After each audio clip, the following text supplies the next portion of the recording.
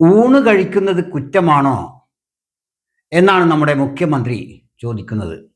വലിയ വികാര വിക്ഷോഭത്തോടെയാണ് അദ്ദേഹം ചോദിക്കുന്നത്. ഒരു മനുഷ്യൻ വിശന്നാൽ അല്പം ഊണ് കഴിക്കുന്നത് ഇത്ര വലിയൊരു കുറ്റമായി എടുത്തു കാണിക്കേണ്ടതുണ്ടോ? ഇതാണ് അദ്ദേഹത്തിൻ്റെ ചോദ്യം. ഒരു ബസ് ഡ്രൈവർ ബസ് ഓടിച്ചുകൊണ്ടിരിക്കെ ടെലിഫോണിൽ സംസാരിക്കുന്നതിനെക്കുറിച്ച് ചോദ്യം ചെയ്യപ്പെട്ടു എന്ന് കരുതുക.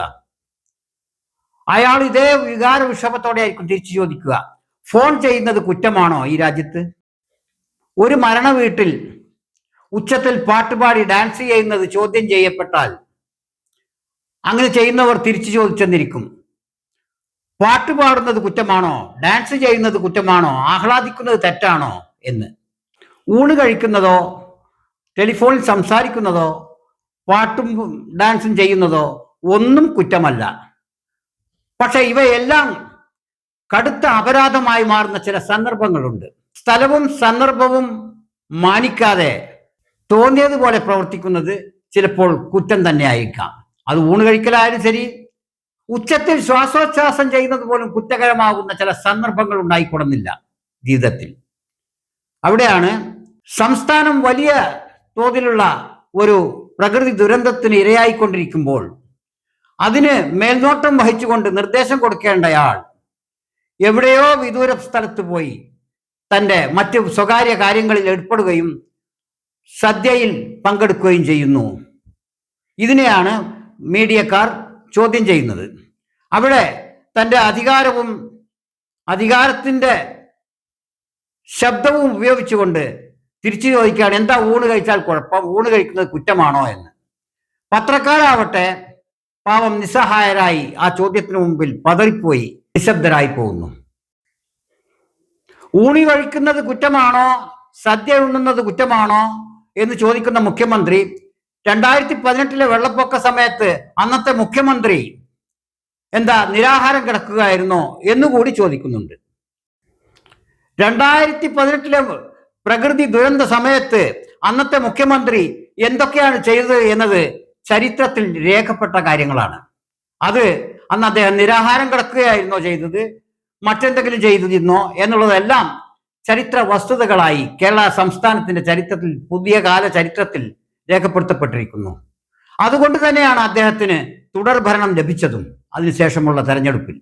ഇംഗ്ലീഷിൽ മെറ്റഫോർ രൂപകപ്രയോഗം ഒന്നുണ്ട്.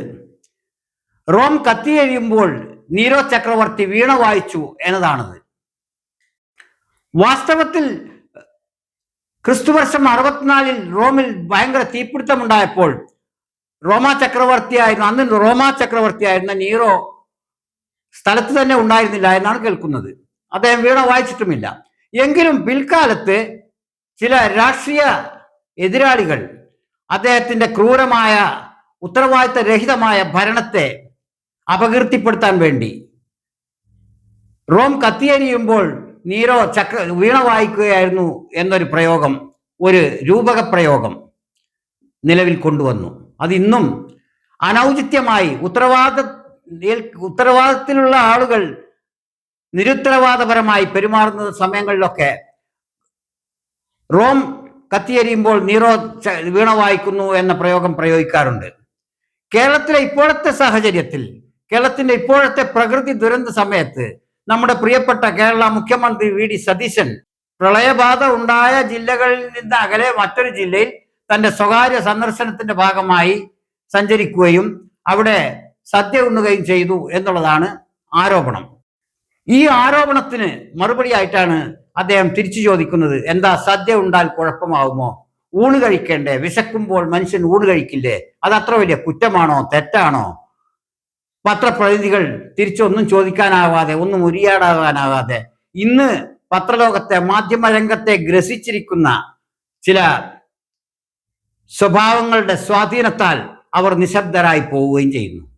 മുഖ്യമന്ത്രിയുടെ ചോദ്യത്തിന് മുമ്പിൽ പതറിപ്പോയ മാധ്യമക്കാരുണ്ടായിരിക്കാം. പക്ഷേ കേരള ജനത അദ്ദേഹത്തെ തെരഞ്ഞെടുപ്പിൽ ജയിപ്പിക്കാനും പിന്നീട് ഈ മുഖ്യമന്ത്രി പദത്തിൽ ഇരുത്താനും വേണ്ടി പരിശ്രമിച്ചവർ, അതിനുവേണ്ടി മുറവിളി കൂട്ടിയവർ പക്ഷേ നിശബ്ദരാവുകയില്ല അത്ര പെട്ടെന്ന്.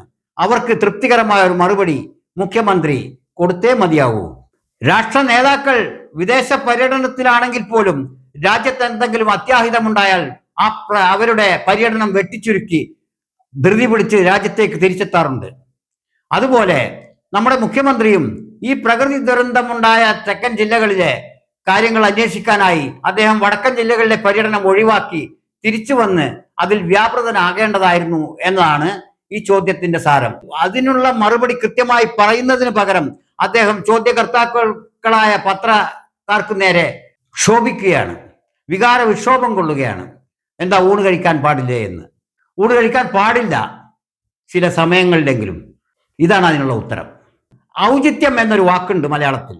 ഔചിത്യം നോക്കി വേണം എല്ലാ കാര്യങ്ങളും ചെയ്യാൻ. അത് ഊണ് കഴിക്കലായാലും ശരി, പാട്ടുപാടലായാലും ശരി, മറ്റേത് സ്വാഭാവിക പ്രവർത്തനങ്ങളായാലും ശരി, ഔചിത്യത്തോടെ വേണം അത് ചെയ്യാൻ. അനൗചിത്യമായി എന്ത് ചെയ്താലും അത് ചോദ്യം ചെയ്യപ്പെടുക തന്നെ ചെയ്യും.